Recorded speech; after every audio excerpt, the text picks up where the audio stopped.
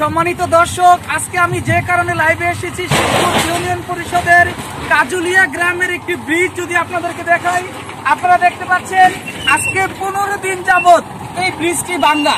এই ব্রিজটি দিয়ে কিন্তু হাজার হাজার গাড়ি প্রতিদিন আসা যাওয়া করে।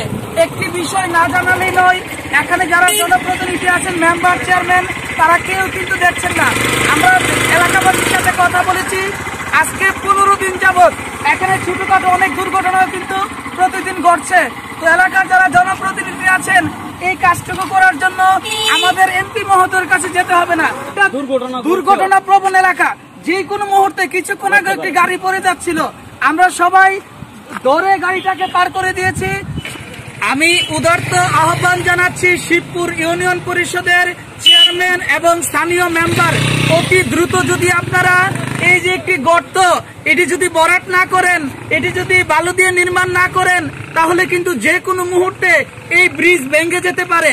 তাই সকলের নিকট উদারত আহ্বান জানাচ্ছি, অতি দ্রুত এই কাজটি যেন শেষ করা হয়।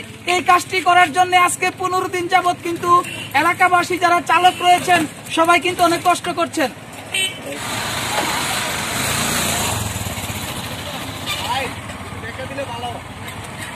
নামান